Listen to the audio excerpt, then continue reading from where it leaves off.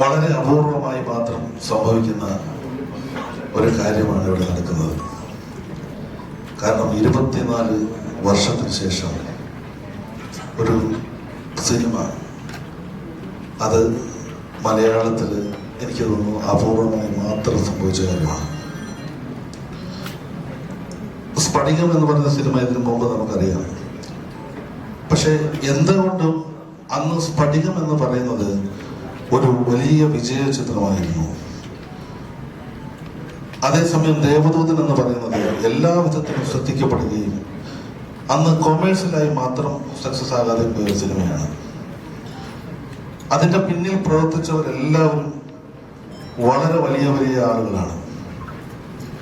അങ്ങനെ ഒരു സിനിമ ചെറുപ്പക്കാർ മുതൽ സോഷ്യൽ മീഡിയയിലും എല്ലാ സ്ഥലത്തും ഇത് ഒരു ആഘോഷമാക്കി മാറ്റിയപ്പോഴാണ് ഇങ്ങനെ ഒരു തിരിച്ച് ഒരു റിലീസ് ആലോചിക്കുന്നത്. എന്തുകൊണ്ടും അന്ന് ഇത് ശ്രദ്ധിക്കപ്പെട്ടില്ല എന്ന് പറയാം. പക്ഷേ അതിലെ പാട്ടുകൾ എത്രയോ കാലമായി ഹിറ്റാണ്. അതിലെ സീൻസ് എത്രയോ കാലമായി ആളുകൾ കാണുന്നുണ്ട്. അതുപോലെ തന്നെ അതിൻ്റെ എല്ലാ വിഭാഗത്തിലുള്ള ആളുകളെയും ഇന്ന് ഇന്ത്യൻ 2 ചെയ്യുന്ന മുത്തുരാജ് ഉൾപ്പെടെയുള്ളവർ വർക്ക് ചെയ്ത സിനിമയാണ്. അന്നത്തെ പാട്ടുകൾ എല്ലാം അതുപോലെ തന്നെ ജയപ്രദ തൊട്ട് ഇവിടെ പറയാൻ പോയാൽ ഒരുപാട് ചരിത്രമുണ്ട്. പക്ഷെ ഒരുപാട് നമ്മൾ സമയം കളയാത്തതെന്ന് പറയുന്നില്ല.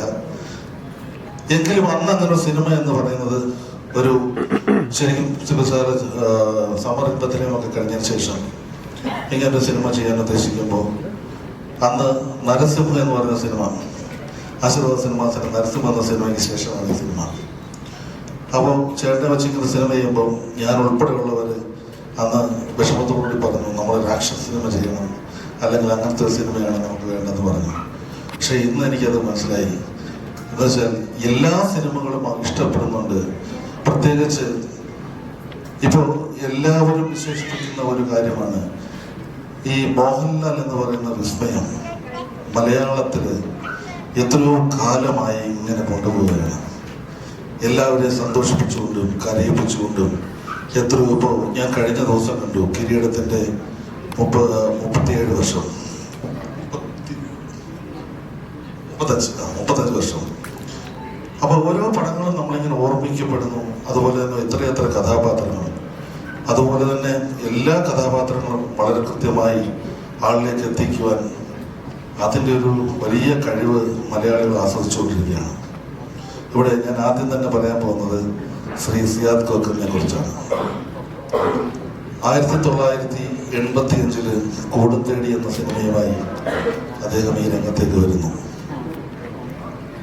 ഈ നമുക്കെല്ലാവർക്കും അറിയാം, എറണാകുളം നഗരത്തിൽ മൈമൂണിലൊരു തിയേറ്ററും അതുപോലെ തന്നെ കൊച്ചി കോക്കേഴ്സ് തിയേറ്ററും ഉണ്ടായിരുന്ന അദ്ദേഹം ഒരു കലാകാരനായതുകൊണ്ട് മാത്രമാണ് സിനിമയിലേക്ക് വന്നത്. എന്നും എല്ലാ സിനിമകളോടും ഇഷ്ടവും എല്ലാ സിനിമകളും തിയേറ്ററിൽ കാണുകയും ഒരു തിയേറ്റർ നടത്തിപ്പുകാരൻ ഉൾപ്പെടെ അതിനുപരി അദ്ദേഹം എപ്പോഴും സിനിമയോട് സ്നേഹമുള്ള ആളായിരുന്നു. ഞാൻ എൻ്റെ സിനിമ 91 മുഖചിത്രം സിനിമ സിയാദക്കട തിയേറ്ററിലാണ് റിലീസ് ചെയ്യുന്നത്. അപ്പോൾ എന്ന് തന്നെ അന്ന് ഞാനൊരു കൊച്ചു പയ്യനായിരിക്കുമ്പോഴും എന്നെ വിളിച്ച് സന്തോഷമായിട്ട് പറയണോ, നല്ല സിനിമയാണ്, നന്നായിട്ടുണ്ട്, ഇതിവിടെ 50 ദിവസം എന്തായാലും ഓടും എന്ന് പറയുന്ന അന്ന് അങ്ങനെ ഒരു തിയേറ്റർ നടത്തിക്കൊണ്ടിരുന്ന ഒരാളാണ്. ആ സമയത്ത് കൂടുംതേടി എന്ന് പറയുന്ന സിനിമ, അന്ന് നമുക്ക് കൂടുംതേടി എന്ന് പറയുന്ന സിനിമയുടെ ഇപ്പോൾ ബാബുവാണ് ഡയറക്ട് ചെയ്തത്.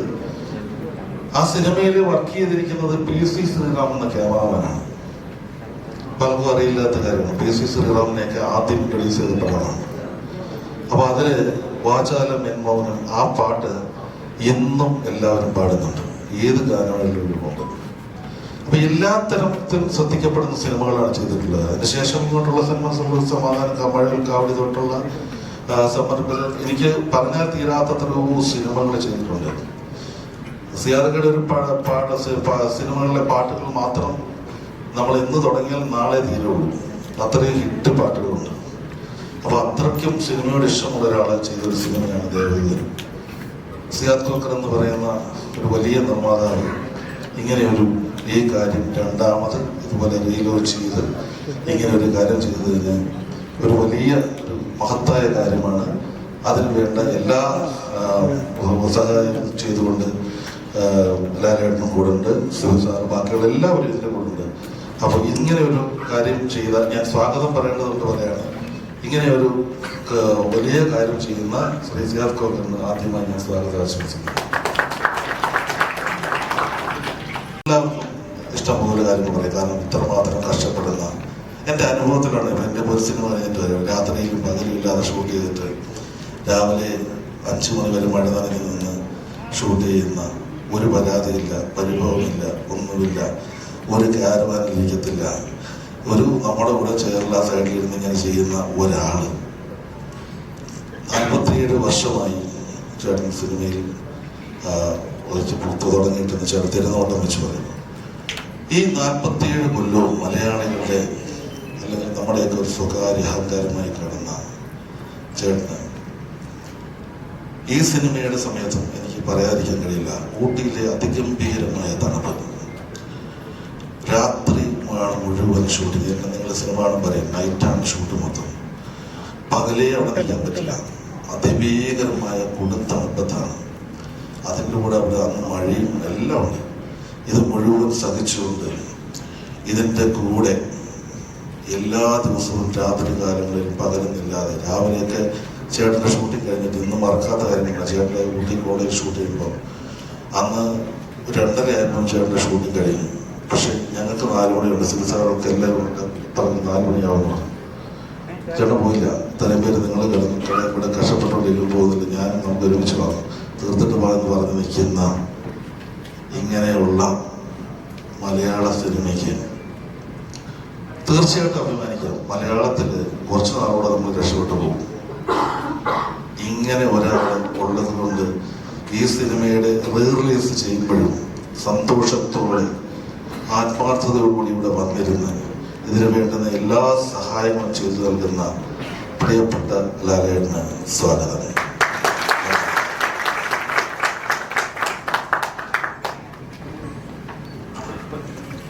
Thank you sir. ആമുഖ പ്രഭാഷണത്തിനായി ഞാൻ സിബി മലയിൽ സാറിനെ ഏറെ ബഹുമാനപൂർവ്വം സ്വാഗതം ചെയ്യുന്നു.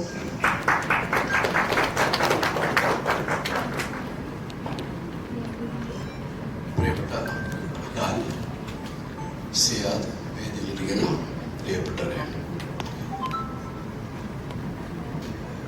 42 വർഷങ്ങൾക്ക് മുൻപ് ഞാൻ കണ്ടൊരു സ്വപ്നമാണ് ദേവദൂതൻ. എൻ്റെ ആദ്യ സിനിമയ്ക്കായി ഞാൻ കണ്ട സ്വപ്നമാണ്. ആ സ്വപ്നം സാക്ഷാത്കരിക്കാൻ എൻ്റെ കൂടെ അന്നുണ്ടായിരുന്നത് രഘുനാഥ് പലേരി എന്ന എൻ്റെ പ്രിയ സുഹൃത്ത് മാത്രമായിരുന്നു. ഞങ്ങൾ ഒരുമിച്ചാണ് ഈ സ്വപ്നം കണ്ടത്, ഈ സ്വപ്നം നെയ്തെടുത്തത്.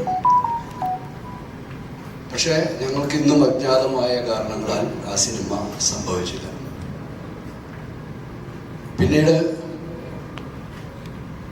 18 വർഷങ്ങൾക്ക് ശേഷം ഞങ്ങളെ ആ സ്വപ്നങ്ങൾക്ക് ചിറക് മുടിപ്പിക്കാൻ ഞങ്ങളുടെ കൂടെ കൂടിയ ആളാണ് സിയാദ്. സിയാദ് ഈ സിനിമ നിർമ്മിക്കണമെന്ന് ആഗ്രഹിച്ച് ഞങ്ങളുടെ അടുത്തേക്ക് വരുമ്പോൾ പിന്നീട് ഞങ്ങളോടൊപ്പം ചേർന്നതാണ് പ്രിയ മോഹൻലാൽ, വിദ്യാസാഗർ, സന്തോഷ്, അങ്ങനെ ഒരുപാട് ടെക്നീഷ്യന്മാർ, എൻ്റെ കൂടെ ആദ്യമായിട്ട് വർക്ക് ചെയ്യുന്ന ഒരുപാട് പേര് ഈ സിനിമയ്ക്ക് വേണ്ടി എൻ്റെ കൂടെ ഉണ്ടായിരുന്നു. പക്ഷെ ആ സിനിമ നമ്മൾ ആഗ്രഹിച്ച പോലെ, നമ്മൾ പ്രതീക്ഷിക്കുന്ന പോലെ തിയേറ്ററുകളിലേക്ക് എത്തുമ്പോൾ അത് വേണ്ട രീതിയിൽ സ്വീകരിക്കപ്പെട്ടില്ല എന്നുള്ളതാണ്. ആദ്യ തവണ 1982-83 കാലഘട്ടത്തിൽ ഞാനും രഘുവും കൂടി ഈ സ്ക്രിപ്റ്റ് എഴുതുമ്പോൾ ഏകദേശം 1 വർഷക്കാലം ഞങ്ങൾ ആ സ്ക്രിപ്റ്റിൽ മാത്രം വർക്ക് ചെയ്തിരിക്കുകയായിരുന്നു. അത് സംഭവിക്കാതെ പോയ ആ സിനിമ വീണ്ടും റീവർക്ക് ചെയ്യുമ്പോൾ 2000-ൽ അത് ചെയ്യുമ്പോൾ വീണ്ടും ഞാൻ 1 വർഷക്കാലം അതിൻ്റെ പുറകിൽ ഞാൻ എൻ്റെ വീട്ടിൽ എൻ്റെ കുടുംബത്തെ കാണാൻ പോലും പോകാതെ 1 വർഷക്കാലം എറണാകുളത്തെ ഒരു വീടെടുത്ത് താമസിച്ചിട്ട് ഈ സ്ക്രിപ്റ്റ് റീവർക്ക് ചെയ്തത്.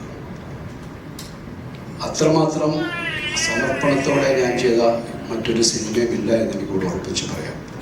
അതും പക്ഷേ നമ്മൾക്ക് വലിയ നിരാശ സംഭവിച്ച ഒരു സിനിമയാണത്. എനിക്കും സിയാദിനും രഘുവിനൊക്കെ വലിയ രീതിയിൽ കാര്യത്തിൽ വലിയ സങ്കടങ്ങൾ വരുത്തിയൊരു സിനിമ കൂടിയാണ്. ഇന്ന് 4 വർഷങ്ങൾക്ക് ശേഷം ആ സിനിമ വീണ്ടും പ്രേക്ഷകരിലേക്ക് എത്തുന്നു എന്നുള്ളതാണ് ഏറ്റവും വലിയ സന്തോഷം. ഈ സിനിമയ്ക്ക് അന്ന് കാലം തെറ്റിപ്പറന്ന സിനിമയെന്ന് പറയുമ്പോൾ ഇന്ന് ഇതാണ് ഈ സിനിമ പ്രേക്ഷകരുടെ മുന്നിലേക്ക് എത്തേണ്ട കാലം എന്ന് ഞാൻ വിശ്വസിക്കുകയാണ്. കാരണം 2000-ൽ ഈ സിനിമ ഇറങ്ങിയപ്പോൾ ജനിച്ചിട്ട് പോലും ഇല്ലാത്ത ഒരു തലമുറ ഇന്ന് ഈ സിനിമയെക്കുറിച്ച് സോഷ്യൽ മീഡിയയുടെ ഇടങ്ങളിൽ നടത്തുന്ന അവരുടെ അഭിപ്രായങ്ങൾ, ഈ സിനിമയോടുള്ള അവരുടെ താല്പര്യങ്ങൾ വലിയ ചർച്ചയായി മാറുമ്പോഴാണ് ഒരുപാട് പേര് നമ്മളോട് ആവശ്യപ്പെടുന്നു ഇത് റീമാസ്റ്റർ ചെയ്ത് റിലീസ് ചെയ്യേണ്ടതുണ്ട്. അതിനായി കാത്തിരിക്കുന്ന ഒരുപാട് വലിയ ഒരു പ്രേക്ഷക സമൂഹമുണ്ട്. ഞങ്ങൾ തിരിച്ചറിഞ്ഞതിൻ്റെ ഭാഗമായിട്ടാണ് ഇത് നമ്മൾ ഇങ്ങനെയൊരു റീമാസ്റ്റേർഡ് എഡിറ്റഡ് 4K അറ്റ്മോസ് വേർഷനിലേക്ക് ഈ സിനിമ കൊണ്ടുവരുന്നത്. ഇതിൻ്റെ പുറകിൽ പ്രവർത്തിച്ചത് സിയാദിൻ്റെ മകളും ഉൾപ്പെടെയുള്ള ബോണിയൻ തുടങ്ങിയ കുറച്ച് ചെറുപ്പക്കാരുടെ കഠിനമായ പരിശ്രമമാണ് ഇതിനുള്ളത്.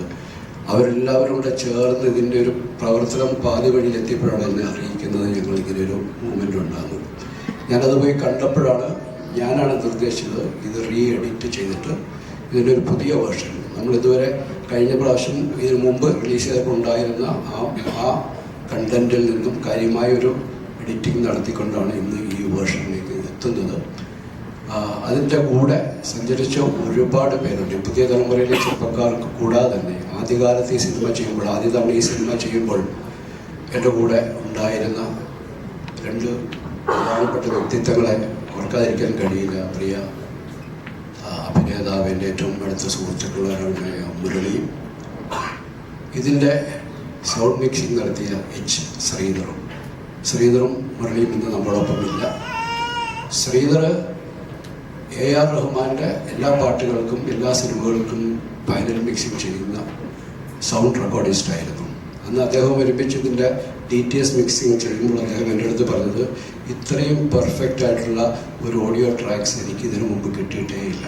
അതുകൊണ്ട് രാവും പകലും ഉറക്കമൊഴിച്ചിരുന്ന് അദ്ദേഹം ഇതിൻ്റെ മിക്സിംഗ് ചെയ്തു. പക്ഷെ നമ്മളുടെ തിയേറ്ററുകളിൽ അന്ന് എല്ലാ വ്യാപകമായിട്ട് DTS സംവിധാനം ഇല്ലാത്തത് കൊണ്ട് എല്ലാ പ്രേക്ഷകർക്കും അത് അതിൻ്റെ പരിപൂർണമായ ഒരു ആസ്വാദന സാഹചര്യം ഇല്ലാതെ പോയി എന്നുള്ളതാണ് സംഭവിച്ച മറ്റൊരു സങ്കടം.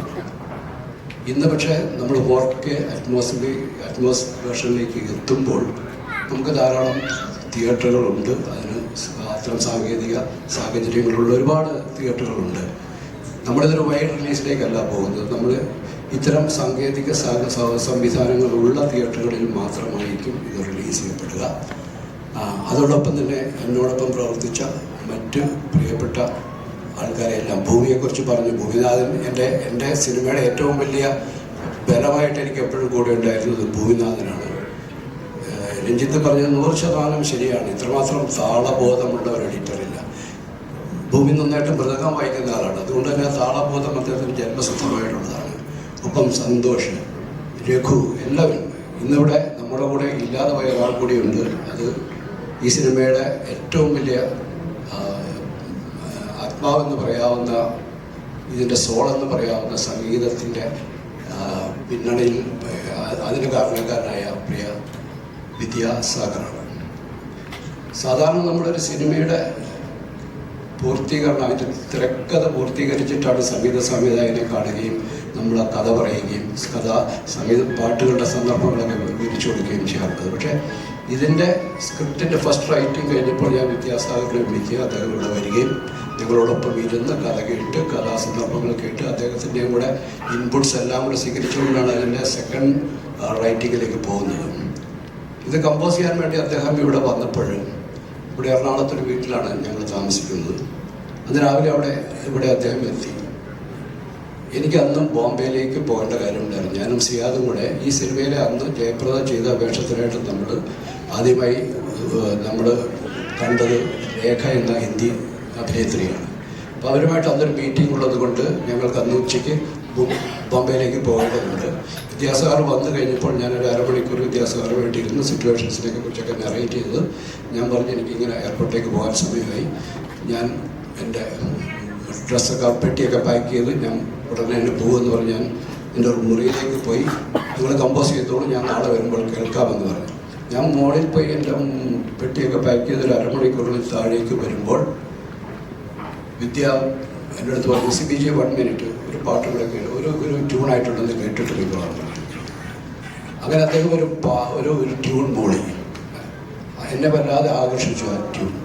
അപ്പോൾ തന്നെ തിരുമേനി പറഞ്ഞു, ഞാനൊരു 4 വരി എഴുതിയിട്ടുണ്ടെന്ന് പറഞ്ഞു.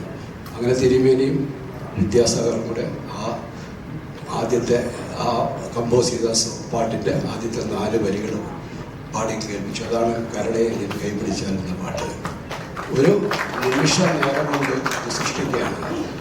പിന്നീട് എന്തൊരു മഹാനുഭാവനം എന്ന് പറയുന്ന പാട്ട് വിദ്യാസാഗർ തന്നെ എൻ്റെ അടുത്ത് പറഞ്ഞത്, 1 മാസക്കാലം അദ്ദേഹം അതിൻ്റെ നൊട്ടേഷൻസ് എഴുതുവാൻ വേണ്ടി മാത്രം, അതിൻ്റെ കമ്പോസിഷൻ്റെ ഡീറ്റെയിൽഡ് ആയിട്ടുള്ള അതിൻ്റെ എല്ലാ പണികളും എടുക്കാൻ അദ്ദേഹത്തിന് 1 മാസത്തോളം വേണ്ടു. അതിനുശേഷമാണ് അത് റെക്കോർഡിങ്ങിലേക്ക് പോയത്. അങ്ങനെ സംഗീതത്തിൻ്റെ ഏറ്റവും ഈ സിനിമ സംഗീതത്തിൻ്റെ ആത്മാവ് പൂർണ്ണമായിട്ട് തുറന്നു നിൽക്കുന്ന ഒരു കഥയാണ്, ഒരു സിനിമയാണിത്. അത് സാധ്യമായത് വിദ്യാസാഗർ എന്ന് പറയുന്ന മാന്ത്രികനായ സംഗീതത്തിലൂടെയാണ്. അതിന് ഏറ്റവും ഉചിതമായ വരികൾ എഴുതുന്ന പ്രിയ തിരുമേനിയാണ്. എല്ലാവരെയും സ്നേഹത്തോടെ ഞാൻ ഈ അവസരത്തിൽ ഓർക്കുകയാണ്. ഒപ്പം ഈ സിനിമയെ ഒരു വലിയ ഒരു പ്രോജക്റ്റാക്കി മാറ്റാനും കാരണം മോഹൻലാൽ എന്ന് പറയുന്ന മലയാളത്തിൻ്റെ ഏറ്റവും പ്രിയപ്പെട്ട അഭിനേതാവാണ്. അദ്ദേഹത്തിൻ്റെ സാന്നിധ്യം തന്നെയാണ് ഈ സിനിമയുടെ ഏറ്റവും വലിയ ശക്തിയും ബലവുമായി തീർന്നത്. വീണ്ടും ഈ 24 വർഷങ്ങൾക്ക് ശേഷം ഈ പുതിയ വേർഷൻ്റെ ട്രെയിലർ ലോഞ്ചിനായിട്ട് അദ്ദേഹം നമ്മളോടൊപ്പം ഇവിടെ എത്തിയതിൽ അദ്ദേഹത്തോടുള്ള എൻ്റെ സ്നേഹവും നന്ദിയും അറിയിക്കുന്നു. എല്ലാവരെയും ഞാൻ തിയേറ്ററുകളിലേക്ക് ഈ റിലീസ് ചെയ്യുന്ന ദിവസം അത് താമസിക്കാതെ അനൗൺസ് ചെയ്യുന്ന ഡേറ്റ് എല്ലാവരെയും ഞാൻ തിയേറ്ററിലേക്ക് ക്ഷണിക്കുകയാണ്. നിങ്ങൾക്ക് ഞാൻ ഉറപ്പ് നൽകുന്നു, നിങ്ങൾക്ക് ഇതുവരെ അനുഭവിച്ചിട്ടില്ലാത്ത, മലയാള സിനിമയിൽ നിന്നും ഇതുവരെ അനുഭവിച്ചിട്ടില്ലാത്ത ഒരു ദൃശ്യ ശ്രാവ്യ അനുഭവമായിരിക്കും ദേവദൂതൻ ഈ remastered re edited new version. എല്ലാവർക്കും എൻ്റെ സ്നേഹം, നന്ദി.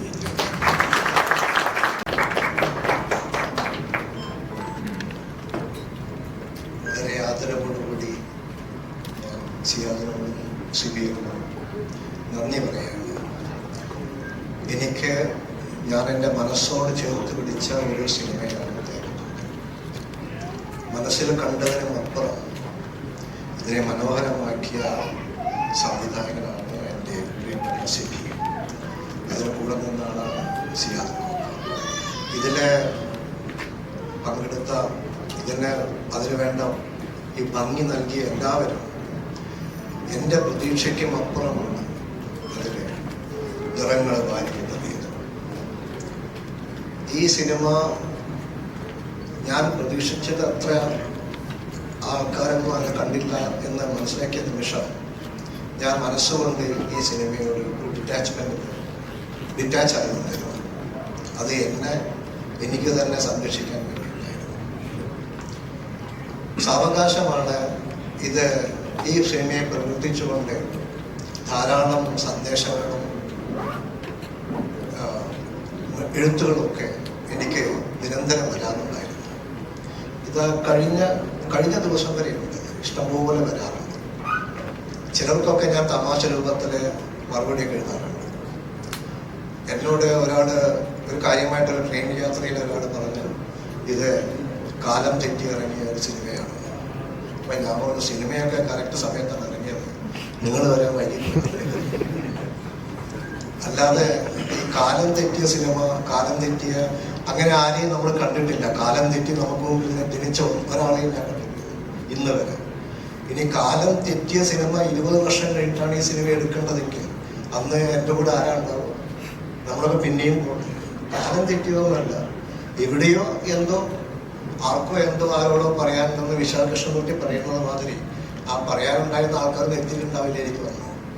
ഇപ്പോഴേ എനിക്ക് തോന്നുന്നു ഇപ്പോൾ എല്ലാവർക്കും മനസ്സിലാവും.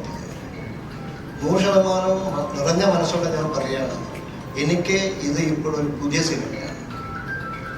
ഈ സിനിമ പൂർണ്ണമായും ഒരു വിജയമായി മാറും എന്ന ഉറച്ച വിശ്വാസം എൻ്റെ അക്ഷരങ്ങൾ കൊണ്ട് എൻ്റെ അക്ഷരങ്ങൾ സത്യമാണ്. ഈ സിനിമ പൂർവാധികം ഭംഗിയായി വിജയിച്ചിരിക്കും. 24 വർഷങ്ങൾക്ക് ശേഷം ഈ സിനിമ വീണ്ടും റീ റിലീസ് ഞാൻ പറയില്ല, ഈ സിനിമ വീണ്ടും വരികയാണെങ്കിൽ അതിൻ്റെ കാരണക്കാരനും മോഹൻലാലാണ്. ഇന്നും ഇവിടെയും ലാൽ. അതിൻ്റെ ഒരു പ്രകാശം വളരെ പ്രധാനമാണ്. എനിക്ക് സത്യം പറഞ്ഞാൽ ഒരു 24 വയസ്സ് പെട്ടെന്ന് വീണ് കിട്ടിയ പോലെയാണ്. ഞാനിപ്പോൾ 2000-ലാണ് നിൽക്കുന്നത്. നിങ്ങളൊന്നും എനിക്കറിയില്ല. ഞാൻ 2000-ലെ ആൾക്കാരെയാണ്. 2000-ലെ അന്നത്തെ സിബി, അന്നത്തെ സിയാദ്, അന്നത്തെ ലാല്, അന്നത്തെ രഞ്ജിത്ത്. ഞാൻ രഞ്ജിത്തിനൊക്കെ ഇങ്ങനെ ആലോചിക്കുകയായിരുന്നു. അതിന് ശേഷം ഞാൻ രഞ്ജിത്തിനെ ഇപ്പോഴാണ് കാണുന്നത്. എനിക്ക് തോന്നുന്നു അന്നത്തെ ആ രഞ്ജിത്തിനൊക്കെ ആ യാത്രകളും സംസാരങ്ങളും ഞാൻ എല്ലാം ഇങ്ങനെ ഞാനിത്ര ഇമോഷണലായി പോയി സത്യം പറയാൻ അവിടെ ഇരിക്കുമ്പോൾ. പലതും എന്നെ എത്രയോ പേര് എൻ്റെ അടുത്ത് തമാശയോടെ സംസാരിച്ചിട്ടുണ്ട്. അതായത് സമയത്തിന് മുൻപേ നിങ്ങൾ ആരത് ഇറക്കാൻ പറഞ്ഞു ചോദിച്ചു. അത് ഞാൻ പറഞ്ഞില്ല, ഇങ്ങനെ സമയത്തിന് എത്തി വന്നു എന്നൊക്കെ പറയുന്ന ഒരു വെറും ഒരു ബോഷ്കായ വർത്തമാനമാണ്. അത് ആൾക്കാരെ കണ്ടിട്ടില്ല, അത്രയും. പക്ഷേ ഇപ്പോൾ ഈ സിനിമ നിങ്ങൾ അന്ന് കണ്ട ദേവദൂതനെ അല്ല. അന്ന് ആരെങ്കിലും കണ്ടിട്ടുണ്ടെങ്കിൽ ഇല്ല. ഇത് 100% ഒരു ഫ്രഷ് സിനിമയാണ്, പുതിയ സിനിമയാണ്. പുതിയ മോഹൻലാൽ ചിത്രം, പുതിയ സിബി മലയിൽ ചിത്രം, പുതിയ സിയാദ് കോക്കർ ചിത്രം. നിങ്ങൾ കണ്ടു വന്നു. വളരെ രസമാണ്, വളരെ മനോഹരമാണ്. ഞാൻ എൻ്റെ ജീവിതം ഇന്ന് മുതൽ 4K റെസൊല്യൂഷൻ. ഇന്ന് മുതൽ ഞാൻ എല്ലാ അറ്റ്മോസ്ഫിയറാണ് കേൾക്കുക. ആരെന്ത് പറഞ്ഞാൽ അറ്റ്മോസ്ഫിയറാണ്. എന്തൊരു രസമാണ് 4K റെസൊല്യൂഷൻ. അതായത് മുൻപ് ഞാൻ വിവാഹിതനാണ്. അപ്പൊ എൻ്റെ ആ ദാമ്പത്യത്തെ ഞാനിപ്പോൾ കാണുന്നത് റീ റിലീസ് ചെയ്യുന്നു. ഭയങ്കര രസമാണ്. എൻ്റെ സമയത്തോളം എനിക്ക് എല്ലാ പടങ്ങളും 4K ആക്കണം പറ്റുമെങ്കിൽ സാധിക്കില്ല. എന്നത്തെ അതുകൊണ്ട് എന്നത്തെ ഞാൻ 4K ആക്കി. അതുകൊണ്ട് ഇന്ന് മുതൽ നിങ്ങളെല്ലാവരും 4K ആണ്. എന്താണ് ഈ 4K എന്നൊക്കെ കാര്യമായിട്ട് ചോദിച്ചാൽ മതി. സന്തോഷം നിങ്ങൾ പറഞ്ഞു തരും. എനിക്ക് തോന്നുന്നു 6K 8K ഒക്കെ ഉണ്ട്. പണ്ട് ഞങ്ങൾ ഈ ഫിലിമിലെ ഷൂട്ട് ചെയ്യുമ്പോൾ അത് 16K ഒക്കെ ഉണ്ട്. പക്ഷേ ഇപ്പോഴത്തെ ജനറേഷൻ അറിയുന്ന ഒരു വാക്കാണ് 4K അല്ലെങ്കിൽ Atmos.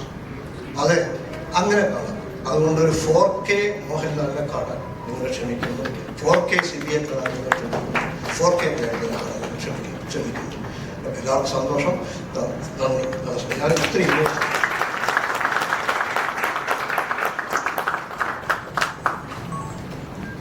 Thank you sir. Devadoothan മൂവിയുടെ ഗാനരചയിതാവ്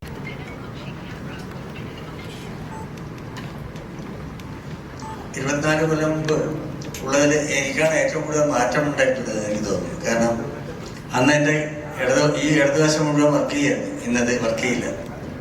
പക്ഷെ ഞാൻ ഭയപ്പെടുന്നില്ല. ഇതുപോലെ ഞാനും പുതിയ ഒരാളായിട്ടാണ് വരുന്നത്.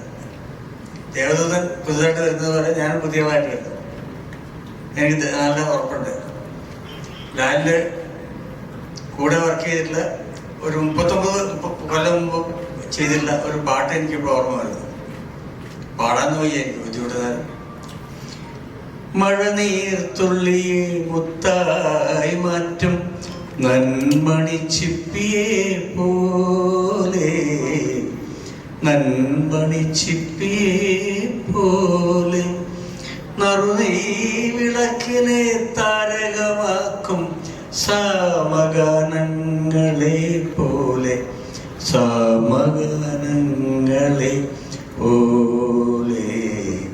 പാട്ട് ശരിക്ക് അന്ന് ചെയ്തിട്ടുള്ള പടം ഒരു മഴനീർത്തുള്ളിയായിരുന്നു. പക്ഷെ ആ മഴനീർത്തുള്ളി കാലത്തിൻ്റെ ചിപ്പിക്കകത്ത് ഇരിക്കുകയും അത് മുത്തായി മാറുകയും ചെയ്തിട്ടാണ് ഇന്ന് 24 വർഷങ്ങൾക്ക് ശേഷം വരുന്നത്. അതുകൊണ്ട് അന്നത്തെ മഴത്തുള്ളിയല്ല ഇന്നത്തെ മുത്ത്. അതിനേക്കാൾ എത്രയോ വില പിടിച്ചതാണ് മുത്ത്. തീർച്ചയായിട്ടും ഇത് സിബിയുടെയും പിന്നെ ഇവരുടെ ഞങ്ങളെ എല്ലാവരുടെയും പരിശ്രമം കൊണ്ട് ഉണ്ടായിട്ടുള്ള ഈ സൃഷ്ടി കൂടുതൽ കുട്ടികളുടെ പുതിയ തലമുറയിലേക്ക് പടരട്ടെ എന്ന് ഞാൻ ആശംസിക്കുന്നു. എൻ്റെ പാട്ടുകൾ നിങ്ങൾ ധാരാളം കേൾക്കട്ടെ എന്ന് ഞാൻ ആശംസിക്കുന്നു. പിന്നെ ഒരു കാര്യം, പല കാര്യങ്ങളും എനിക്കിപ്പോൾ പുതിയതായിട്ട് തോന്നുന്നുണ്ട്. ഞാൻ താഴത്തുനിന്ന് സിബിയുടെ കുടുംബത്തിനെ കണ്ടപ്പോൾ ഞാൻ പെട്ടെന്ന് ഓർക്കുന്നത് ആലുവയിലെ പള്ളിയിൽ വെച്ച് സിബിയുടെ മാരേജ് ആണ്. ഇതുപോലെ ഓരോ ആൾക്ക് ഇപ്പോൾ നമ്മുടെ അദ്ദേഹത്തിനെ കാണുമ്പോൾ ചിപ്പിയാണ് എനിക്ക് ഓർമ്മ. ചിപ്പി എൻ്റെ പടങ്ങൾ 2 പടങ്ങളിലാണ് ഞാൻ വർക്ക് ചെയ്യുന്ന പടത്തിൽ വർക്ക് ചെയ്തിട്ടുള്ളത്. രഞ്ജിത്തിന് അന്ന് രഞ്ജിത്തിന്റെ കുടുംബമായിട്ട് വരുന്നത് നമുക്കറിയില്ലല്ലോ. അന്ന് കല്യാണത്തിന് പോയി എനിക്ക് പോകാൻ പറ്റിയില്ല. ഇതൊക്കെ എനിക്ക് ചിപ്പിയോട് പറയണം. കാരണം അതിനും കുട്ടികളൊക്കെ വലുതായി. പക്ഷെ ഇപ്പോഴും എനിക്ക് ഇതൊക്കെ വളരെ ചെറുതായിട്ട് തോന്നുന്നു. ലാലിനെ ഞാൻ കാണുന്നത് വെച്ചാൽ, ഞാൻ തിരുവനന്തപുരത്തെ അമ്പലത്തെ ശാന്തികളുടെ കാലത്ത് നെടുമുടി വേണുവിൻ്റെ കൂടെ ഞങ്ങൾ ഒരുമിച്ച് താമസിക്കുന്ന കാലത്ത് അന്ന് കണ്ടിട്ടുള്ള ലാലാണ് ഞാൻ ഇപ്പോഴും കാണുന്നത്. ഈ കാലം അദ്ദേഹത്തിന് ബാധിച്ചിട്ടില്ല. അത് ഏറ്റവും വലിയ കാര്യമാണ്. അത് ഈ പറഞ്ഞ പോലെ ഒരു മഴത്തുള്ളി മുത്തായി മാറിയതാണ്, അല്ലാതെ അത് വെറുതെ പാഴായി പോയിട്ടില്ല. ആ മുത്തിനെ ആണ് നമ്മൾ കാണുന്നത്, എപ്പോഴും കാണുന്നത്. ഇത് ഒരു 10 കൊല്ലം മുമ്പ് ആലപ്പുഴയുള്ള ഒരു ഷേണായി എന്ന് പറഞ്ഞ സുഹൃത്ത് പാട്ടിന്റെ ഭയങ്കര ഭ്രമമാണ്. അതാണ് എന്നോട് വിളിക്കാൻ കാരണം.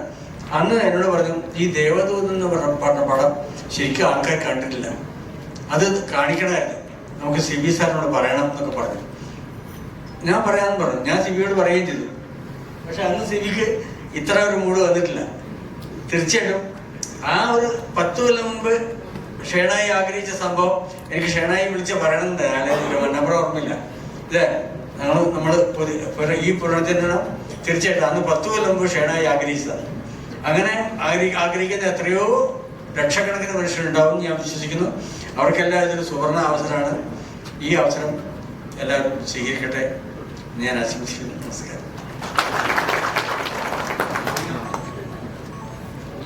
ദേവദൂതൻ എന്ന ഈ മൂവിയുടെ DOP സന്തോഷ് തുണിൽ സാറിനെ ഞാൻ വേദിയിലേക്ക് സ്വാഗതം ചെയ്യുന്നു. വളരെ സന്തോഷത്തോടുകൂടിയാണ് ഇവിടെ നിൽക്കുന്നത്. കാരണം അന്ന് ഈ മൂവി എന്നെ വിളിക്കാൻ, ഇത്ര വലിയൊരു മൂവി എന്നെ ഏൽപ്പിക്കാനായിട്ട്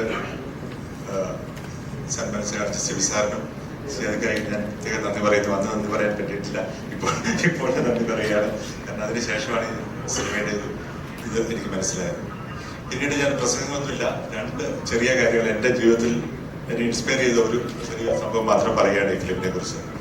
അതായത് ഇതിലെ ഒരു കടൽ തീരത്ത് ഒരു ഏർലി മോർണിംഗ് സീൻ എടുക്കാനായിട്ട് ഞങ്ങൾ പോവുകയാണ്. ഞാനും സിബി സാറും ഒരു വണ്ടിയിൽ ഇറങ്ങുന്നു. ഞങ്ങളാണ് ആദ്യമായിട്ട് ആ ഹോട്ടലിൽ നിന്ന് ഇറങ്ങി പോകുന്നത്. യൂണിറ്റായിരുന്നു വന്നിട്ടില്ല. അപ്പം ഞങ്ങൾ കുറച്ച് യാത്രയാണ്. ഏത് ബീച്ചാന്ന് ഞാൻ കറക്റ്റായിട്ട് ഓർക്കുന്നില്ല.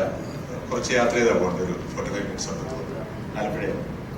അപ്പം ഞങ്ങൾ അവിടെ ചെല്ലുമ്പോൾ ആദ്യം ഞാനും സിബി സാറും കൂടെ അവിടെ കാറിൽ ഇറങ്ങുമ്പോൾ ഞാൻ കാണുന്നത് ലാൽ സാർ അവിടെ ഓൾറെഡി വണ്ടിയിൽ ചേരിങ്ങനെ നിൽക്കുകയാണ്. ഇങ്ങനെ ഒരു സംഭവം എൻ്റെ ജീവിതത്തിൽ 2 പ്രാവശ്യം ഉണ്ടായിട്ടുണ്ട്.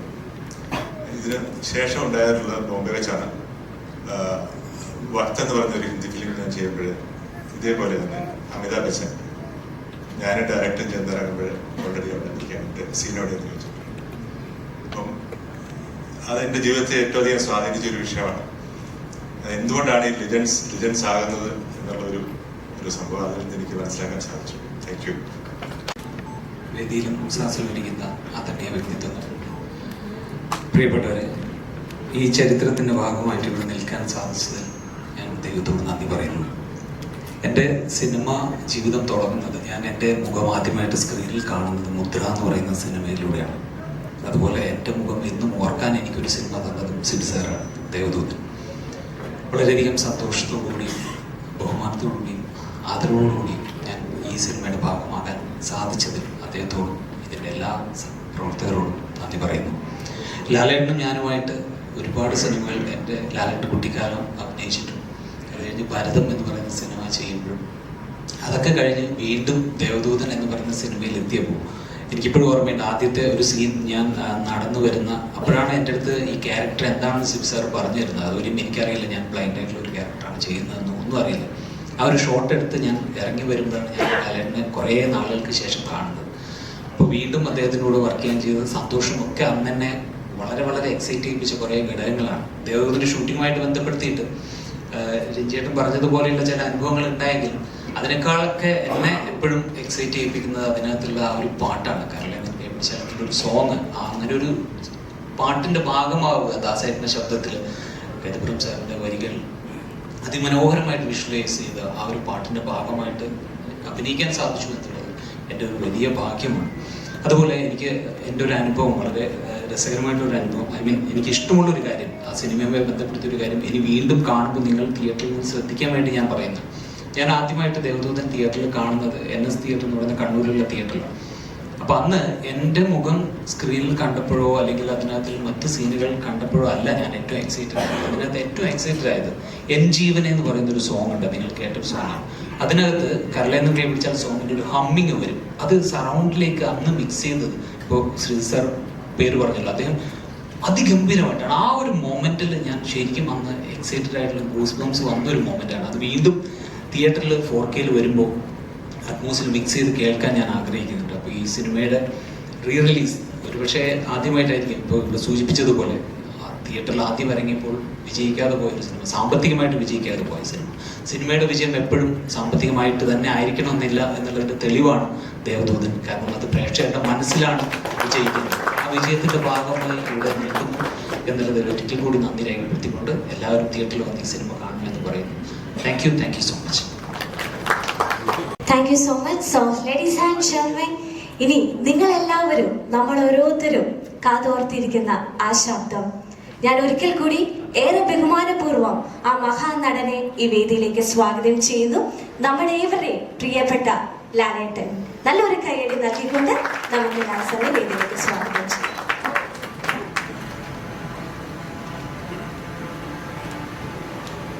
എല്ലാവർക്കും നമസ്കാരം. വളരെയധികം സന്തോഷം തോന്നുന്ന നിമിഷങ്ങൾ. ഇതിലേറ്റവും ചെയ്തൊക്കെ ഞാൻ ചോദിക്കാറുള്ളത്, വളരെ ഭാഗ്യം വേണ്ട ഒരു കാര്യം എന്ന് പറയുന്നത്, ഈ സിനിമ ഇത് ഫിലിമിലാണ് ഷൂട്ട് ചെയ്തിരിക്കുന്നത്. ഞാൻ ചോദിച്ചത് എങ്ങനെ കിട്ടി? കാര്യം ഇത് 24 വർഷം കഴിയുമ്പോഴത്തേക്ക് ഇങ്ങനൊരു സിനിമ ചിലപ്പോൾ ലാബിൽ നിന്നൊക്കെ നഷ്ടപ്പെട്ടു പോവാം. പക്ഷെ അതാണ് ഭാഗ്യം എന്ന് പറയുന്നത്. ആ സിനിമയുടെ പ്രിന്റ് പ്രസാദിനുണ്ടായിരുന്നു. ഒരുപാട് സിനിമകളുടെ പ്രിന്റുകളില്ല, അതെല്ലാം നഷ്ടപ്പെട്ടു പോകും, ഇതൊന്നും പ്രോപ്പറായിട്ട് പ്രിസർവ് ചെയ്യുന്നില്ല. അപ്പൊ അതിൽ നിന്ന് തന്നെ ഈ സിനിമയ്ക്ക് എന്തോ ഒരു ഭാഗ്യമുണ്ടെന്ന് ഞാൻ വിശ്വസിക്കുന്നു. ഇതിൽ പറയുന്നത് ആർക്കോ ആരോടോ എന്തോ പറയാനുണ്ട്. പക്ഷെ ഇപ്പം ഞങ്ങൾ മനസ്സിലാക്കുന്നു, ഞങ്ങൾക്ക് നിങ്ങളോട് എന്തോ പറയാനുണ്ട്. ഈ സിനിമ അത്രയും എനിക്ക് ഏറ്റവും ഇഷ്ടപ്പെട്ടൊരു സിനിമകളിലൊന്നാണ്. ആസ് ആൻ ആക്ടർ ഇപ്പോഴും ഞാൻ ഇടയ്ക്കിരുന്ന് ഇതിൻ്റെ സിനിമകളിലെ പാട്ടുകൾ കാണാറുണ്ട്. എന്തൊരു മഹാനുഭാവനുമായാലും മറ്റു പാട്ടുകളൊക്കെ ഞാൻ കാണാറുണ്ട്. ഇതിൽ എൻ്റെ കൂടെ അഭിനയിച്ചിരിക്കുന്ന ആൾക്കാരെ ഞാനിപ്പോൾ ഓർക്കുകയാണ്. ജയപ്രദ, വിജയലക്ഷ്മി, വിജയശ്രീധരൻ, മുരളീചേട്ടൻ, മുരളി, ഒരുപാട് പേര്, അവരെയൊക്കെ ഞാൻ ഓർക്കുന്നു. എന്തുകൊണ്ട് ഈ സിനിമ ഓടിയില്ല എന്ന് പറഞ്ഞു കഴിഞ്ഞാൽ, ഇപ്പൊ അദ്ദേഹം പറഞ്ഞ പോലെ ഇത് കാലം തെറ്റി വന്ന സിനിമ എന്നൊന്നും പറയുന്നില്ല. എന്തെങ്കിലും കാരണം കാണും. അന്ന് ആർക്കും എന്തോ ആരോടോ പറയാനുള്ളതെന്ന് മനസ്സിലായിട്ടുണ്ടാവില്ല. തീർച്ചയായിട്ടും ഞാൻ സിബിയോട് ചോദിക്കായിരുന്നു, നമുക്ക് ഒരു സിനിമ ഒരു പക്ഷേ മറ്റ് സിനിമകളുടെ കൂടെ ഇറങ്ങിയത് കൊണ്ടായിരിക്കാം, അല്ലെങ്കിൽ ആ സിനിമയുടെ ഒരു പേസ് ആൾക്കാരിലേക്ക് എത്താൻ സാധിക്കാത്തത് കൊണ്ടായിരിക്കാം. പക്ഷെ അന്ന് ഈ സിനിമ കണ്ടപ്പോൾ എല്ലാം അത്ഭുതമായിരുന്നു. അതിൻ്റെ സൗണ്ട് ആയാലും മ്യൂസിക് ആയാലും ക്യാമറ ആയാലും എല്ലാം. പിന്നെ എന്തുകൊണ്ട് ഓടിയില്ല? എത്രയോ വലിയ സിനിമകൾ, നല്ല സിനിമകൾ ഓടാതിരുന്നിട്ടുണ്ട്. അത് എന്തുകൊണ്ടെന്ന് ചിന്തിക്കാൻ പോയാൽ അതിനൊരു കറക്റ്റായിട്ടുള്ള പ്രോപ്പർ ആൻസർ ഒരുപാട് കാരണങ്ങളുണ്ടാവും. പക്ഷേ സിബി അതിനെ വീണ്ടും റീ എഡിറ്റ് ചെയ്യണമെന്ന് പറഞ്ഞിട്ട് അദ്ദേഹത്തിന് ഇപ്പോൾ ഈ സിനിമ എങ്ങനെ കാണിക്കണം, ഞങ്ങൾക്ക് നിങ്ങളോട് എന്ത് പറയാനുണ്ട്, എന്തോ പറയാനുള്ളത് നിങ്ങളെ കാണിക്കാനായിട്ട് അത് അദ്ദേഹം മനോഹരമായി ചെയ്തിരിക്കുന്നു എന്നാണ് ഞാൻ മനസ്സിലാക്കുന്നത്. എൻ്റെ ജീവിതത്തിലെ, സിനിമാ ജീവിതത്തിലെ ഏറ്റവും നല്ല സിനിമകൾ തന്ന സംവിധായകനാണ് അദ്ദേഹം. എൻ്റെ ആദ്യത്തെ സിനിമ മഞ്ഞിൽ വിരിഞ്ഞ പൂക്കൾ മുതലുള്ള ബന്ധമാണ്. എത്രയോ നല്ല സിനിമകൾ. ഇപ്പം എൻ്റെ ഈ ഇവിടെ പറഞ്ഞ സിനിമ, 2 സിനിമകൾ എന്ന് പറഞ്ഞ സദയം, സിനിമ സദയമാണ്. പിന്നെ സിനിമയെ കുറിച്ച് പറഞ്ഞു ദശരഥ. അതൊക്കെ ആ സമയത്ത് എന്തുകൊണ്ട് ഓടിയില്ല എന്ന് പറഞ്ഞു കഴിഞ്ഞാൽ അതിൻ്റെ ഒരു കാരണമില്ല. പക്ഷെ അതൊക്കെ പിൽക്കാലത്ത് എന്താണ് യൂട്യൂബിലായാലും അല്ലെങ്കിൽ ടെലിവിഷനിലായാലും അല്ലെങ്കിൽ ചെറിയതൊക്കെ ഇപ്പോഴും ആളുകളുടെ മനസ്സിലേക്ക് എത്തിക്കൊണ്ടിരിക്കുകയാണ്. അപ്പം അങ്ങനെ ഒരു സമയത്ത് ഇങ്ങനെ ഒരു തോട്ട് ഉണ്ടായ ആ ഒരു ചിന്ത ഇത് തോന്നിപ്പിച്ച ആ ദൈവത്തിന് ആദ്യം നന്ദി പറയണം. അല്ലെ ഇങ്ങനൊരു സിനിമ ഇത് വീണ്ടും നിങ്ങൾക്ക് ഇത് ആളുകളിലേക്ക് എത്തിക്കാൻ സാധിക്കുമെന്ന് ചിന്തിച്ച ആ മനസ്സിന് നന്ദി പറയുന്നു. ഇതിൻ്റെ പുറകിൽ പ്രവർത്തിച്ച എല്ലാവർക്കും ഞാൻ നന്ദി പറയുന്നു. എനിക്ക് ആസ് ആൻ ആക്ടർ ഏറ്റവും വളരെ വേണ്ടപ്പെട്ടൊരു സിനിമയാണ്. വളരെ അത്യപൂർവമായിട്ട് സംഭവിക്കുന്ന കാര്യങ്ങളാണ്. ഹിന്ദി സിനിമകളൊക്കെ വീണ്ടും ബ്ലാക്ക് ആൻഡ് വൈറ്റ് സിനിമകളൊക്കെ എടുത്ത് കളർ ചെയ്തൊക്കെ വീണ്ടും കാണിച്ചിട്ടുണ്ട്. പക്ഷെ അതുപോലല്ല, ഇവിടെ പ്രോപ്പറായിട്ട് ഒരു സിനിമ അല്ലെങ്കിൽ അതിൻ്റെ ഫിലിം സൂക്ഷിക്കുക അങ്ങനെയൊക്കെയുള്ള കാര്യങ്ങളില്ല. കാര്യം പല ലാബുകളും ഇപ്പോൾ ഇല്ല, അതൊക്കെ മാറിപ്പോയി. ഇവിടെയൊക്കെ വലിയ കെട്ടിട സമുച്ചയങ്ങൾ വന്നു. അപ്പോൾ അതിൽ ഒരുപാട് സിനിമകളുടെ പ്രിൻ്റൊക്കെ നഷ്ടപ്പെട്ടു പോയി, എത്രയോ സിനിമകളുടെ. പക്ഷേ ഇത് അവിടെ ഇരുന്നത് വീണ്ടും ഈ സിനിമ കേരളത്തിലെ പ്രേക്ഷകർ അല്ലെങ്കിൽ ലോകത്തിലുള്ള മലയാളികൾ കാണണം, അല്ലെങ്കിൽ മറ്റു ഭാഷയിലുള്ള ആൾക്കാർ കാണണം എന്നുള്ള അതിൻ്റെ അകത്തുള്ളൊരു ആഗ്രഹം ഈ സിനിമയ്ക്കുണ്ടെന്ന് ഞാൻ വിശ്വസിക്കുന്നു. അപ്പോൾ സിയാദ്കയുടെയും എൻ്റെയും അല്ലെങ്കിൽ സിബിയുടെയും ഇവിടെ ഇരിക്കുന്ന എല്ലാവരുടെയും ഇതിൽ പ്രവർത്തിച്ച എല്ലാവരുടെയും ഒരു ആഗ്രഹവും സ്നേഹവും ആ സിനിമയിൽ ഉണ്ടായിരുന്നത് കൊണ്ടാണ് അത് വീണ്ടും നിങ്ങളുടെ മുന്നിലേക്ക് എത്തുന്നത്. ആ സിനിമയ്ക്ക് എല്ലാ ഭാവുകങ്ങളും ഞാൻ നേരുന്നു. ഞാനും അതിൻ്റെ ഒരു ഭാഗമാണ്. എന്നാലും എല്ലാവിധ ഭാവങ്ങളും ആ സിനിമയ്ക്ക് ഉണ്ടാകട്ടെ. നല്ല നല്ല സിനിമകൾ ഉണ്ടാകട്ടെ. അത്തരം സിനിമകൾ കാണാൻ നല്ല പ്രേക്ഷകരുണ്ടാകട്ടെ. ആ സിനിമകളിലൊക്കെ അഭിനയിക്കാൻ ഞങ്ങൾക്കും ഭാഗ്യമുണ്ടാകട്ടെ. Thank you. Thank you sir. So അടുത്തതായിട്ട് ഞാൻ ഈ വേദിയിലേക്ക് ഏറെ ബഹുമാനപൂർവ്വം സ്വാഗതം ചെയ്യുന്നത് ദൈവദൂതൻ എന്ന ഈ മൂവിയുടെ പ്രൊഡ്യൂസർ സിയാദ് കോക്കർ സാറിനെയാണ്. നല്ലൊരു കൈയ്യടി നൽകിക്കൊണ്ട് നമുക്ക് അദ്ദേഹത്തെ വേദിയിലേക്ക് സ്വാഗതം ചെയ്യാം.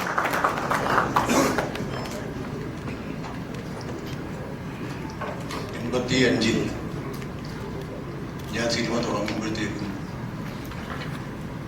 വളരെ സ്നേഹത്തോടുകൂടി എൻ്റെ കൂടെ സഞ്ചരിച്ച ഒരു മനുഷ്യനാണ് മിസ്റ്റർ മോഹൻലാൽ. വളരെയധികം നാളുകൾ സഞ്ചരിച്ച് കുറേ നല്ല സിനിമകളുണ്ടായി. അങ്ങനെ ഒരു ബന്ധത്തിൻ്റെ പുറത്താണ് ദേവദൂതൻ എന്ന് പറഞ്ഞ പടം ഞാനിപ്പോൾ ഉണ്ടാക്കിയത്. പക്ഷേ എൻ്റെ മനസ്സിലോ എൻ്റെ സിബി എന്ന് പറയുന്ന എൻ്റെ സുഹൃത്തിൻ്റെയോ ഡയറക്ടറായിട്ടുള്ള സുഹൃത്തിൻ്റെയോ രഘുനാഥ് എല്ലാത്തിൻ്റെയും ഒരു ആശയം ഇത് നമുക്ക് എന്തെങ്കിലും ഇത് നമ്മൾ എന്താ പറയാൻ ഉദ്ദേശിച്ചെന്ന് ജനത്തിനെ അറിയിക്കണം എന്നുള്ള ആഗ്രഹം എനിക്കറിയാമായിരുന്നു.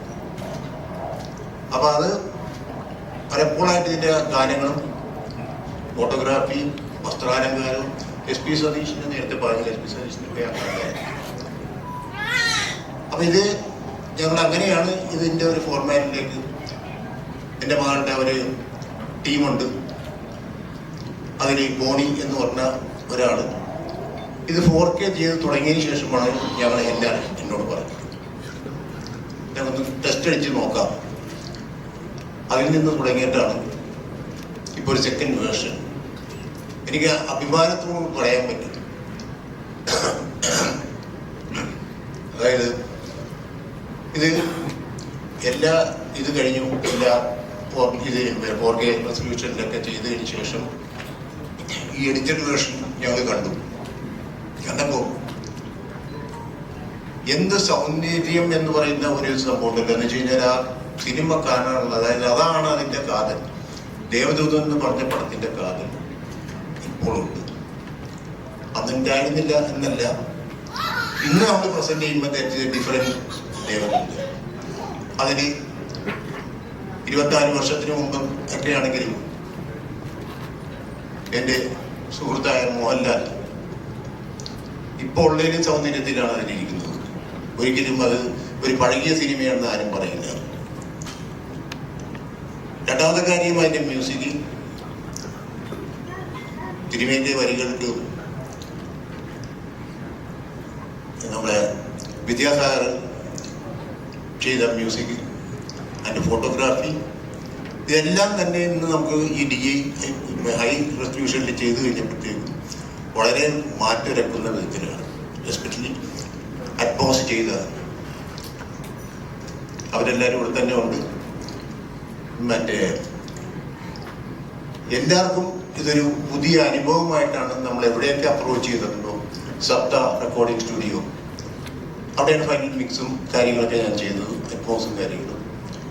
ശരിക്കും പറഞ്ഞാൽ ഞാൻ ഞെട്ടി. എന്ന് വെച്ച് കഴിഞ്ഞാൽ അവിടെ അവർ കാണിച്ചു തന്നപ്പോഴത്തേക്കും മിക്സി കഴിഞ്ഞിട്ട് കണ്ടു കഴിഞ്ഞപ്പോഴത്തേക്കും ഇത്രയും ഒരു സംഭവം ഉണ്ടല്ലോ ഇതിൽ. വിദ്യയുടെ റീ റെക്കോർഡിങ്, സോങ്സ്, കാര്യങ്ങളെല്ലാം തന്നെ എടുത്തു പറയേണ്ടത്. ഇന്നത്തെ കാലഘട്ടത്തിലും പഴകിയതല്ലാത്ത ഡ്രസ് കോഡ് അതിലുണ്ടായിരുന്നു. ആ ഡ്രസ്സ് എന്ന് പറയുന്ന SP സതീശന്റെ മാത്രമാണ്. സതീഷ്, എന്റെ എല്ലാ പടങ്ങളിലും ഒരു കോസ്റ്റ്യൂമർ ആയിരുന്നു അദ്ദേഹം. സഫറിംഗത്തിൽ തന്നെയാണെങ്കിലും ഈ പടം കണ്ടപ്പോഴത്തേക്കും എനിക്ക് അദ്ദേഹത്തിനോട് ഞാൻ പറഞ്ഞു, ഞാൻ ഇൻവൈറ്റ് ചെയ്യാൻ വിളിച്ചപ്പോഴത്തേക്കും പറഞ്ഞു, അന്ന് ചെയ്തേക്കുന്ന കോസ്റ്റ്യൂം ഇന്നത്തെ സ്റ്റൈലിലാണ്. ഒരിക്കലും അത് അന്നത്തെ ഒരു സ്റ്റൈൽ എന്ന് പറയുന്ന ലെവലിലല്ലായിരുന്നു. അതെന്നെ ഏറ്റവും കൂടുതൽ ആഹ്ലാദിപ്പിച്ചതെന്ന് വെച്ച് കഴിഞ്ഞാൽ ഇന്ന് നമ്മളൊരു റീമാസ്റ്റർ ചെയ്ത് ഇവിടെ വരുമ്പോഴത്തേക്കും അപ്പോൾ ഈ കോസ്റ്റ്യൂംസ് ഒക്കെ പഴയത് ഒരിക്കലും അല്ല. എസ്പെഷ്യലി ലാൽ സാറിന്റെയും ലാലിന്റെയും മറ്റുള്ള എല്ലാ ആർട്ടിസ്റ്റിന്റെയും അങ്ങനെ എല്ലാ വിധത്തിലും ഒരു പുതുമ. ശരിക്കും പറഞ്ഞാൽ ഇന്ന് ആരോ പറയുന്നത് കിട്ടുന്നത്, അതായത് ഒരു പുതിയ സിനിമ റിലീസ് ചെയ്യുന്ന ലെവലിലാണ് ഞങ്ങൾ ഈ സിനിമ ഇന്നിപ്പോൾ ബ്രിങ് ഔട്ട് ചെയ്യുന്നത്. എന്തുകൊണ്ടും സന്തോഷം. തീർച്ചയായിട്ടും ഇനി എപ്പോൾ എനിക്കറിയില്ല ലാലുമായിട്ട് സഹകരിച്ചൊരു സിനിമ ഉണ്ടാകും എന്നുള്ളത് എനിക്കറിയില്ല. അപ്പൊ അത് കാരണം ഇതിവിടെ എത്തിയതിന് നന്ദി, ഇങ്ങനെ പ്രസന്റ് ചെയ്യാൻ പറ്റിയതിന് നന്ദി. എല്ലാവരുടെയും പ്രാർത്ഥനയും ഞങ്ങൾക്ക് ഉണ്ടാവണം. ഇതൊരു വലിയ വിജയം എന്ന് പറഞ്ഞൊരു 5 കോടി ക്ലബോ 10 കോടി ക്ലബൊന്നും എനിക്ക് ആഗ്രഹമില്ല. ഞങ്ങൾ ഉദ്ദേശിച്ച സിനിമ ഇതാണ് എന്ന് ഇന്ന് ജനങ്ങളെ ബോധിപ്പിക്കുക. ബാക്കി ദൈവത്തിന്റെ കയ്യിലാണെന്ന് വിശ്വസിക്കുന്ന ഒരാളാണ് ഞാൻ. അപ്പൊ എല്ലാവരുടെ പ്രാർത്ഥനകളും വേണം. എല്ലാ സന്തോഷത്തോടെ ഞാൻ നിർത്തുന്നു. Thank you.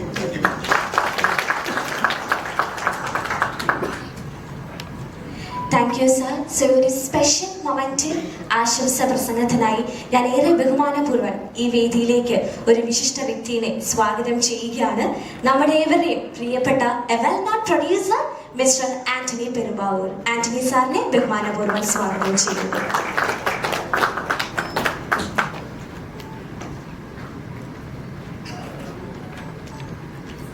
അതിയായ സന്തോഷം. ശരിക്കും മോഹൻലാൽ സാറിന്റെ ഒരു സിനിമ, പുതിയൊരു സിനിമ റിലീസ് ചെയ്യുന്ന ഒരു ഫീലിങ്ങോടെയാണ് ഇവിടെ നിൽക്കുന്നത്. സിബി സാറും ലാൽ സാറുമായിട്ട് ഒരുപാട് സിനിമകൾ ഈ സിനിമ ഇറങ്ങുന്നതിന് മുൻപ് വരികയും അതിൽ സഹകരിക്കുകയും അതിൻ്റെ കൂടെ യാത്ര ചെയ്യുകയും ചെയ്ത് കാലത്തിന് തൊട്ട് കുറച്ച് മുൻപ് റിലീസ് ചെയ്ത എൻ്റെ മനസ്സിൽ എനിക്ക് തോന്നുന്ന 2-3 സിനിമകളാണ് ദശരഥവും പിന്നെ സിബി സാർ ചെയ്ത വേറെ മറ്റേ MT സാറിൻ്റെ ഒരു സിനിമ. ഈ സിനിമയൊക്കെ മനസ്സിലങ്ങനെ നിൽക്കുന്നുണ്ട്. അപ്പോൾ അത് ഈ കാലഘട്ടത്തിലാണെങ്കിൽ എന്ന് പലപ്പോഴും തോന്നിയിട്ടുണ്ട്. ഈ പടങ്ങളെല്ലാം അന്ന് കണ്ടപ്പോൾ ഒരു 10-20 വർഷത്തോടെ കഴിഞ്ഞ് വരേണ്ട പടമായിരുന്നു എന്ന് തോന്നിയിട്ടുണ്ടായിരുന്നു. അതിൽ ഏറ്റവും എടുത്തു പറയുന്ന ഒരു ചിത്രമാണ് ദേവദൂതൻ എന്ന ചിത്രം. അപ്പോൾ കോക്കേഴ്സിന്റെ ബാനറിലും മോഹൻലാൽ സാറിൽ നിന്ന് സിയാസ് സാറിന്റെ ഒരുപാട് സിനിമകൾ ആ കാലഘട്ടങ്ങളിൽ വരികയും വലിയ വിജയങ്ങൾ ഉണ്ടാവുകയും ചെയ്തിട്ടുണ്ട്. അതുപോലെ തന്നെ സിബി സാറിന്റെയും ലാൽ സാറിന്റെയും കൂട്ടുകെട്ടിൽ സിയാസ് സാറിന്റെ കോക്കേഴ്സ് നിർമ്മിച്ചിരിക്കുന്ന ഈ ചിത്രം വലിയൊരു വിജയമായി മാറട്ടെ എന്ന് ആശംസിക്കുന്നു, പ്രാർത്ഥിക്കുന്നു. ഇതുപോലെ ഇനിയുള്ള ചിത്രങ്ങൾ ഇതേ കൂട്ടുകെട്ടിലൂടെ ഉണ്ടാകാൻ വേണ്ടി ആഗ്രഹിക്കുകയും ചെയ്യുന്നു. അതിയായ സ്നേഹത്തോടെ നിർത്തുന്നു.